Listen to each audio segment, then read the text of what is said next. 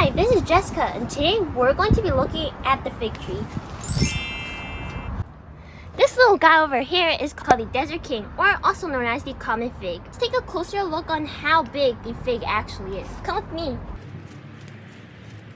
This over here is a Kinder Surprise egg.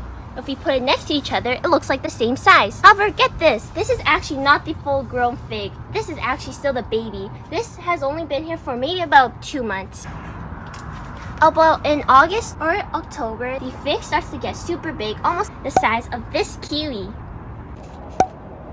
Right now, the fig is still really hard, but when it comes to the mature state, it's really soft. And if we give it a smell, it really doesn't smell like anything, and it's super green. If we take a closer look over here, it is an oblong shaped.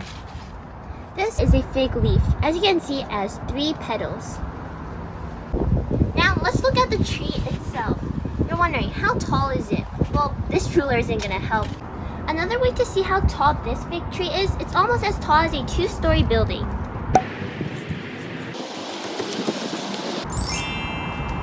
Now we're going to answer 5 simple questions. The kingdom, class, family, order, and species. The kingdom of this fig tree is in the plantain. The class is Magnoliopsida. It's pretty hard to say, but it's basically broken down into Magnoliopsida. Now try saying that 10 times fast. The order is Rosales. The family of this fig tree is called the Moraceae or the Moraceae. Last but not least, this is part of the Ficus corica species. So it's basically the Asian flowering species in the mulberry family. Fig trees like to live in South Asia countries such as the Mediterranean regions. So they have adapted to really hot climate and really dry ones too. Now you might be wondering, how does this fig tree like to live in the Vancouver weather?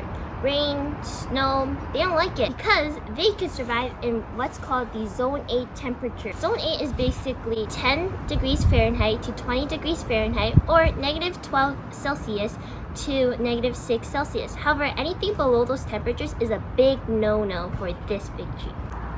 Hey, down here. Fig trees like these like a lot of sunlight, so make sure you plant it somewhere where it receives 8 hours of sunlight per day. Fig trees can grow in most type of soil as long as the soil is well drained and contains organic soil.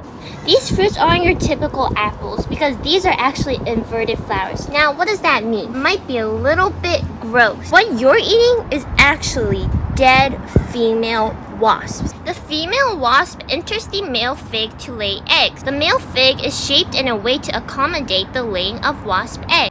And this is where the female wasp enters and lays its eggs. The wings and the antennae break off when entering the small passage in the fig. So once it's in, there's no way out. It's basically a dead end. It's up to the baby wasp to continue the life cycle. Since the fig fruit acts as a little home for the wasp, and the wasp pollinates for the fig tree, they act as a mutualism since they both help each other out. And that's it for today's episode of My Fig Tree in My Backyard. And if you've never tried the fig tree, come to my house and try one. And it's not that disgusting eating some female wasp inside. Bye!